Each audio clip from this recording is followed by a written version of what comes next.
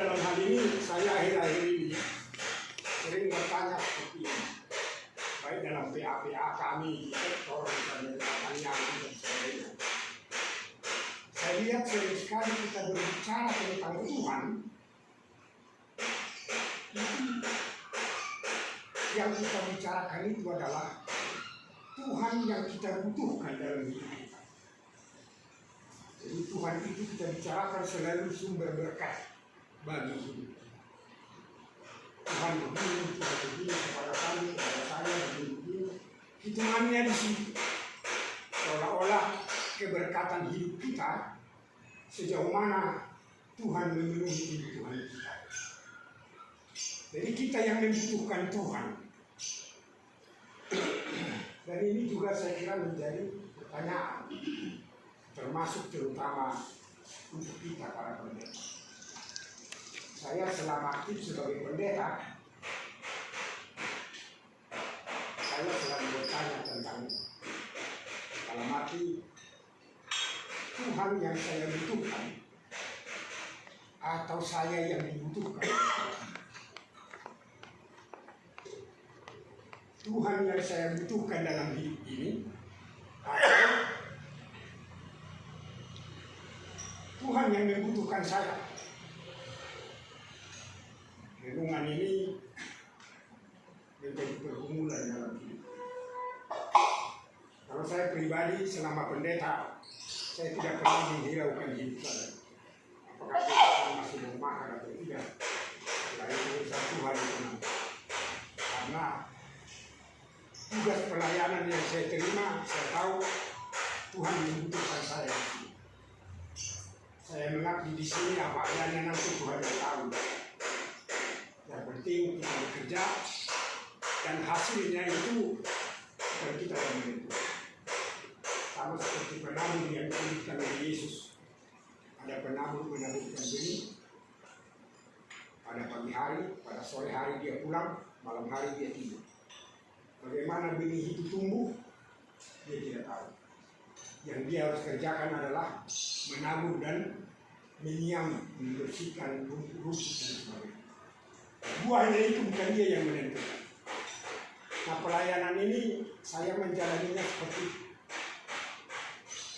Karena ya saya kerjakan aja pekerjaan saya yang menurut saya dibutuhkan oleh gereja dan dibutuhkan oleh Tuhan.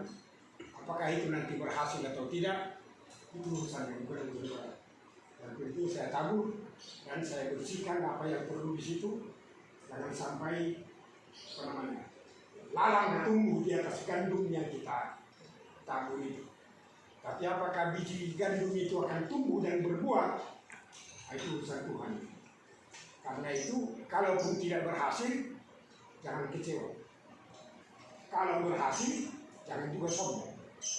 Itu perjalanan pelayanan yang saya nikmati selama aktif dalam gereja. Karena itu saya tidak pernah menjadi stroke dan tidak akan pernah menjadi sombong. Karena kalau tidak berhasil, ya saya anggap ya itu pasti ada yang Tuhan mau. Kenapa tidak berhasil itu di situ? Ada yang nggak beres nanti di situ. Dan kalau berhasil itu buat Tuhan yang buat, nggak perlu sombong dan bangga. Itu yang terjadi. Nah, mengapa hal seperti itu terjadi? Saya dalam setiap hari ulang tahun saya dengan ini, masih ini saya mencoba. Karena saya merasa seperti yang disebutkan dalam firman ini, kemana aku bisa lari dari hadapan. Di mana kita menjadi? Karena saya dalam hidup saya memang saya merasa kependetaan saya ini adalah panggilan yang tidak mungkin saya melarikan diri dari panggilan Tuhan. Karena seluruh kependetaan saya anggap adalah perjalanan melarikan diri sebenarnya pada undang. Jadi kalau saya bercerita sedikit tentang perjalanan hidup kami. Saya lahir di Sidimpuan, di desa yang kecil di Tanggombangan sana, dan itu paling ujung kampung kami. Karena itu kampung ini disebut Petangai. Jadi semua orang yang datang ke situ pasti sampainya Petangai. Walaupun orang pagi dari mana-mana, sampainya di situ pasti malam. Dulu waktu jalan kaki. Dan sampai saya SMA belum ada mobil yang masuk ke kampung kami. Mobil dikenal oleh manusia di kampung kami pada zaman PRRI. Ketika PRRI markasnya bunker. Bunkernya itu pas di kampung kami yang paling ujung itu menghadapi PRRI. Nah, disitulah truk-truk dari tentara Siliwangi mendapat. Itu pertama dikenal mobil di kampung kami. Sesudah PRRI selesai, tidak ada lagi mobil. Semua harus jalan kaki. Sekitar 10 sampai 15 meter harus jalan sampai ke rumah. Sampai tamat SMA, saya dulu testing di USU di Fakultas Teknik di USU. Nah, dulu kalau kita masuk ke perguruan tinggi ada jenjangnya itu dulu. Yang pertama testing itu kedokteran, baru 2 minggu lagi Fakultas Teknik, habis itu Fakultas Pertanian, Ekonomi, Fakultas Hukum dan sebagainya, Sosial. Ada tingkatannya itu, baru bisa masuk ke sini, masuk ke sini, masuk ke sini. Nah, dari kampung kami dulu disebutkan, nah nggak usah coba-coba lagi masuk ke USU, karena tahun 69, tahun 71, saya dulu SMA, itu zaman sohok-sohok. Kalau mau masuk mahasiswa, kalau kami di sini buat satu Vespa atau satu sepeda motor, itu harus hilang. Menjadi sohok untuk bisa masuk ke perguruan tinggi dulu katanya. Nah, dan itu berlaku di kampung kami. Dari Sidimpuan testinglah kami dulu. Saya masuk Fakultas Teknik. Dulu di situ Fakultas Teknik. Tapi ketika saya pulang kampung, kata ibu saya dan lain anaknya pulang, dia pun cemat di depan, mengatakan kalau waktu kita ke situ Fakultas Teknik itu banyak uangnya, nanti pakai kalau ini habis semua ladang kita ini nanti terjual, kau akan berhenti sekitar ya 1-2 tahun akan berhenti, sudah harus terjual. Disuruhlah saya masuk pendeta sekolah dulu ya, oleh pendeta sekolah dengan Buturi yang masih tinggal di saya ulang tahu Pak Jasper semua itu dulu pendeta di Sidimpuan yang seangkatan mungkin dengan nama Manukai kan, dengan nama Matuan. Mereka pendeta resort, lalu saya dibawa ke Siantar untuk surat rekomendasi, mendaftar lagi kantor pusat Metodis. Waktu itu testingnya ke Jakarta, tempatnya di Medan ini. Dulu berwilayah, bukan di Jakarta seleksi mahasiswa. Ada satu di Medan, satu di Surabaya, satu di Makassar. Yang lulus, kami mendaftar dari 3B, ada 2 orang. Pendeta Baga Dianis dari Sriwijaya, saya dari. Nah, saya merasa waktu itu karena sudah lulus di Fakultas Teknik USU, ya jangan masuklah ke sekolah tinggi ini kan gitu. Saya asal isi aja, supaya jangan lulus kan gitu. Asal saya isi aja dari sini. Waktu itu seleksinya di sekolah Metodis yang di Yosudarjo. Sekolah Alkitab di situ yang namanya. Sekolah Alkitab Metodis. Itu seleksinya. Menjelang Natal tiba-tiba pengumuman kantor pusat Metodis Jalan Ketua. Nama saya dari situ, lulus. Saya pulang ke kampung, saya beritahu sudah lulus di sini, sudah lulus. Saya berangkat ke Jakarta, ke Jakarta, terpaksa. Nah ini yang berangkat ke Jakarta ini pun ya sudah menyerahkan segala apa yang ada. Sampai di Jakarta, kita mahasiswa menjalani tingkat 1 dibiayai oleh orang tua. Tahun kedua, waktu itu masih ada beasiswa, itu lulusan yang ada nilai yang cukup. Di Jakarta juga ada ketentuan yang tidak mencapai nilai B rata-rata. Nah, kalau nilainya hanya D, 1 tahun itu dikeluarkan. Yang nilai C ke atas Ulenan. Masuk ke tingkat 2, kedua adalah beasiswa. Waktu itu saya merasa ini kesempatan. Artinya saya nggak beritahu ini kalau saya dapat beasiswa ke orang tua. Saya uang jalan terus dan beasiswa jalan terus.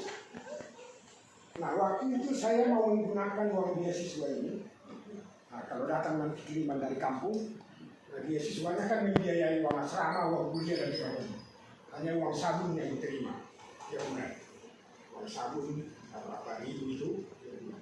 Selebihnya udah langsung ke sekolah dari Belanda beasiswa. Jadi kalau datang dari kampung nanti pergunakan yang itu.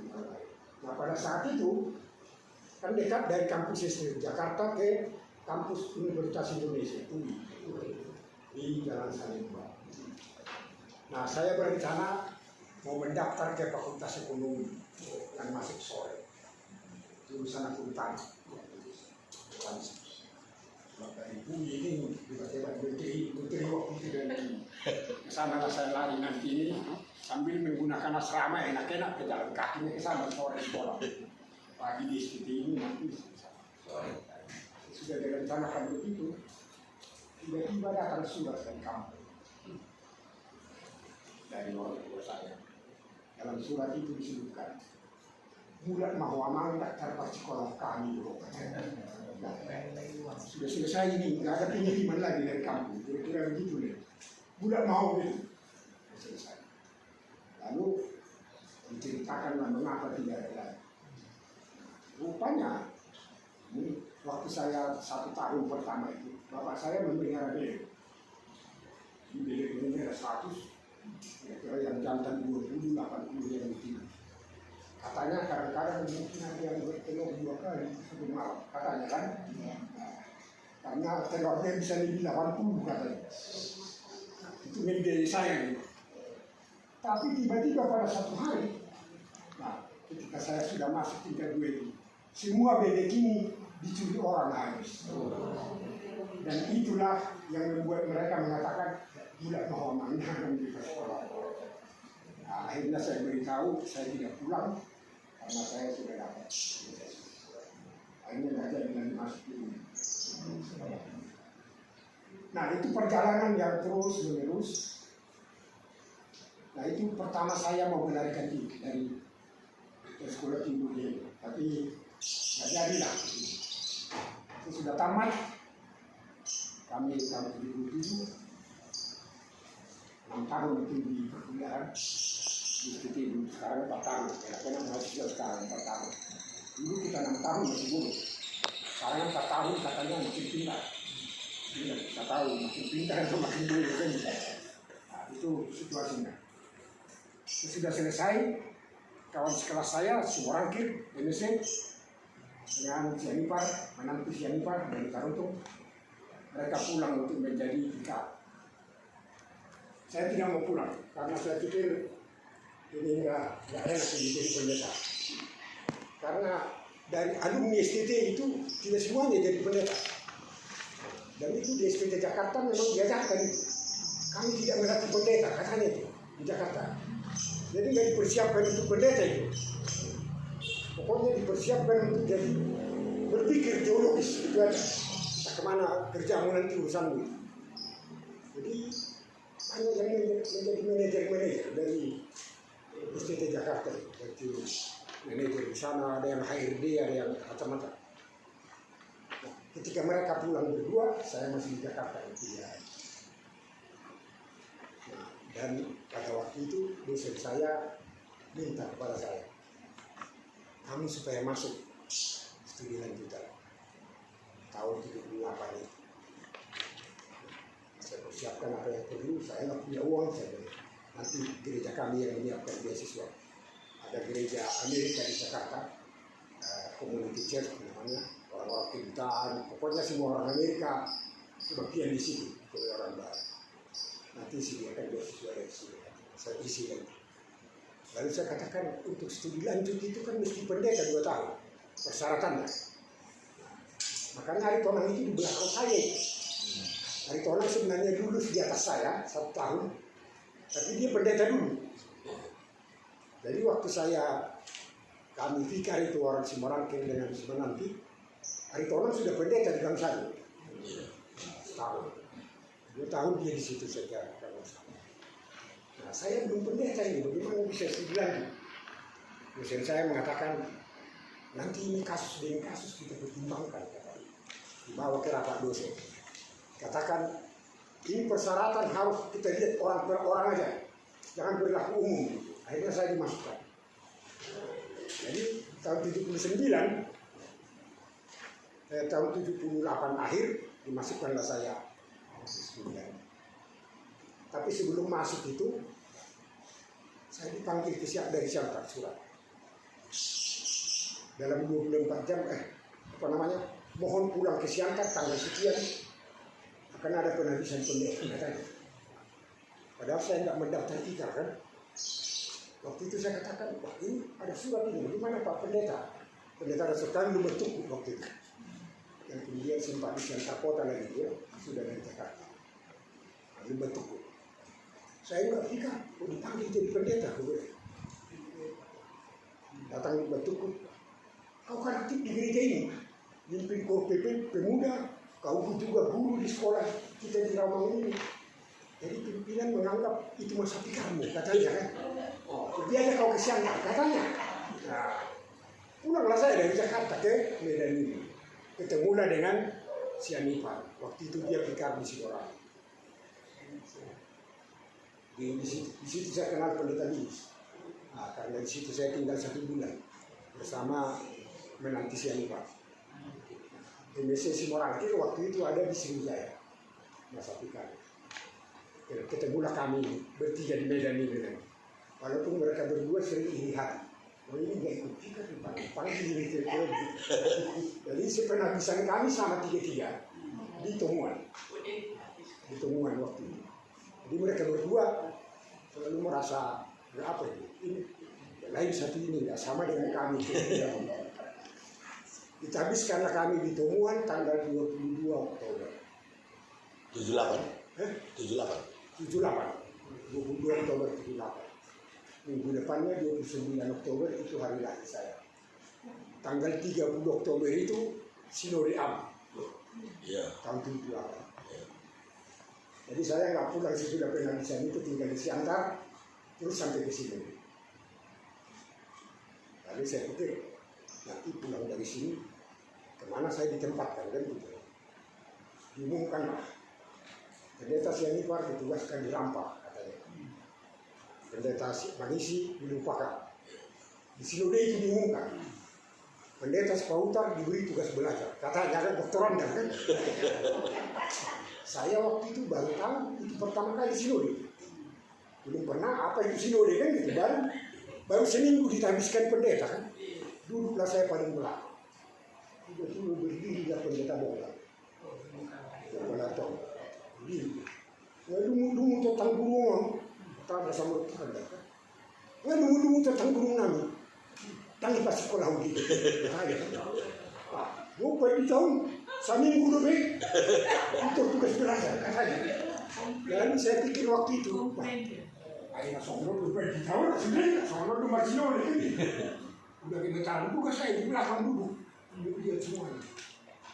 Saya tak kenal ini siapa pendeta-pendeta ini. Ketika diserang dokter Andar begitu, ini bisa itu bilang mana gitu. Tapi dokter Andar menjawabnya dengan sangat baik. Dokter Andar mengatakan, Domine Sipahutan, waktu itu kan Domine Sipahutan diberi tugas belajar. Karena itu permintaan sekolah dan permintaan dosen dengan beasiswa dari sana. Mau lalu siap kamu? Nah, boleh mengalami beasiswanya untuk kita kesunahan sudah tugas belajar kata dokter Andar kan. Kita sih nggak mau belajar. Dengan itu kan, sudah aman ini, begitulah. Habis itu pulanglah saya ke Jakarta. Melanjutkan sampai S2. Dan saya pikir ini kesempatan ini juga bagaimana membelarikan diri dari tugas di jemaat ini walaupun berbeda. Sesudah mengakhiri S2 itu memang saya mendapat kesempatan untuk studi di Dewan Gereja Sedunia di satu hari. Jadi waktu wisuda S2 saya nggak ikut. Jadi ingat kalau mewakili waktu itu kan Mas Fatah. Yang menghadiri wisuda saya di situ. Saya waktu itu di Jenewa untuk mengikuti Instituto Ekumene di UMGT Dunia selama 6 bulan. Masuk ada kursus di situ ke Vatikan ya, semua. Ada kesempatan bertemu dengan Paus Johannes II yang datang ke Medan waktu itu tahun 89. Paus bertemu di Roma. Nah, habis wisuda itu datanglah rektor SD Jakarta. Ada dia orang agama di Jenewa, dibawa oleh ijazah saya. Padahal saya ingat sih dengan surat rekomendasi untuk melanjutkan studi S3 kan itu. Ya, di Jenewa ini dibawa suratnya itu. Saya masih di Jenewa, dibawa suratnya. Ini SD Jakarta bangga dengan Anda. Ini jasahmu katanya. Saya lupa. Jadi surat rekomendasi di situ kan. Rekomendasikan untuk studi S3. Lalu saya temui yang bawa surat ini. Rektor STJ itu waktu itu di Roma. Kata ke sana, dia ada langsung serahkan di sini. Kemana ini saya kasih surat rekomendasi ini? Oh, ada kawan-kawan saya di sini. Itu geolog yang besar itu Karlibat katanya kan. Adiknya itu Christopher Bart, ini semuanya nanti kau temui di Basel. Telepon ke sana. Kalau sekolah di Basel aja. Jadilah saya ke Basel. Bawa surat rekomendasi. Kamu masuk di sini atau di Jerman kau belajar? Jangan di Jerman lah, orang Jerman itu sombong-sombong. Di Basel aja. Persiapannya semuanya perlu. Dan tinggal satu persyaratan. Minta surat rekomendasi dari pimpinan sini. Saya tulis sebagai sama. Saya diberi surat rekomendasi untuk studi S3. Nah, kalau itu memang jadi, mungkin saya nggak pulang lagi ke Indonesia. Saya akan melarikan diri dari tahdisan ini. Tiba-tiba dibalas oleh pendeta Martin waktu di Indonesia. Pendeta jadi dia pasukan dari Prancis kan waktu itu. Mohon segera pulang, kau belum pernah di Indonesia. Jadi saya terpaksa pulang. Pulanglah saya dari sana. Kemudian ditempatkan lagi di Grogol. Sesudah ditempatkan di Grogol, saya juga merasa belum nyaman ini yang menjadi pendeta. Masih akan terus berusaha mencari jalan keluar lah, jalan melarikan diri dari situ. Sesudah pendeta di Grogol, saya masih terus tiap minggu ke kampus. Masih ketemu dengan dosen saya, lalu dikatakan oleh dosen saya ini, kau pendeta di mana? Kalau saya di Grogol. Kalau begitu, kau saya angkat nanti asisten saya. Dan sambil melanjutkan untuk studi S3. Di tahun 85 itu sudah direncanakan, tahun 85 akhir. Bulan Agustus, tahun 86 akan masuk menjadi asisten dosen di situ dan melanjutkan studi S3. Biayanya sebenarnya dari tahu-tahu pada bulan September, Oktober itu tahun 85 PGI wilayah Sumatera Utara itu sidang di Banjarnegara. Nah, dan memilih saya dari situ pada bulan Oktober 85. Karena saya tidak ikut sidang. Jadi waktu itu gereja kami di Grogol kan lagi bergolak di waktu itu. Tapi pada saat itu saya lebih banyak membangun gereja yang baru di Cengkareng daripada sibuk dengan persoalan ini. Kesana aja lah. Nah, di situ saya banyak membangun gereja itu mulai-mulai dari Cengkareng. Nah, pada suatu pagi datanglah para penatua dari Cengkareng itu ke rumah kami. Dari jam 9 datang terus cerita-cerita, nggak tahu kemana jentuhan cerita itu ya. Kira-kira jam 11 datanglah surat telegram dari Siantar. Dalam waktu 24 jam supaya melapor di Siantar. Itu isi surat. surat telegram. Nah, dalam 24 jam lapor di Siantar. Dan disebutkan untuk apa? Tiba-tiba ketika saya bacakan ini telegram ini, datanglah penyatua yang dari Sentara, jauh-jauh itu. Dia keluarkan laporan sip dari kantongnya. Dia di gunung-gunung, gunung-gunung Porantai. Oh, berarti amang yang disebut dalam cerita ini katanya. Rupanya di koran sip itu sudah ditulis. Ternyata si Pauta terpilih menjadi sekretaris umum PGRI. Jadi itu mereka datang ke rumah, tapi nggak ada yang nanya. Dari jam 9 sampai jam 11 dia masih di kantongnya ada korannya. Nah, telegram ini, amang rupanya itu. Berangkatlah saya ke Siantar. Sampai di Siantar, saya melapor. Apa ini panggilan telegram? Oh, hari ini kau penilai. Besok serah terima di sana. Datang sekretaris umum PGRI. Saya bilang sama Sultan, saya nggak mau, karena saya sudah ada kontrak di Jakarta. Tapi saya nggak beritahu ini yang mau studian di sini dan apa ini. Saya sudah terikat dengan kontrak di Jakarta. Bahkan besok mau, itulah Dr. Sultan. Masuklah saya ke depan. Karena memang ahok telegramon yang itu merah setelah terima. Tahu dari sekretaris umum. Jadi waktu itu berangkat hanya menjawab saya pendek. Mau naik ke umum kami terserah rumah. Saya sudah seperti soal natar ahok juga lah. Kalau ada pingsan, sudah diam-diam. Saya pun berbengong di depannya. Ada rumah kan? Boleh ke umum kami terserah rumah kan? Saya nggak masalah dengan aku. Terus dipanggillah kepala biro keuangan. Dia cokok satu Medan. Yang sedikit nama itu Jakarta, di Maro, saya muda di situ Medan. Nanti waktu di Mero, tahun lalu Maro Januari. Kalau pergi tahu macam non, budak di Jakarta ibuan, dan asa Rotu Medan, bulan November Desember. Jadi Rotu Manadi, oke, pengaman, katanya kan. Pero juga nomor rekening saya dia naik dari rumah cari-cari lah semua nomor rekening dengan diberikan saja. Nanti cek ini ambillah uangnya dikirim belum buat ke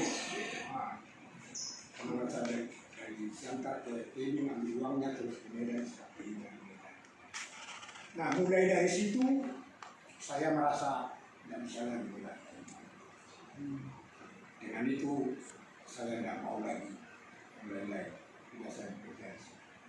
Nah, saya sudah bekerja di wilayah bulannya saat dekat dengan kita melanggar menjalani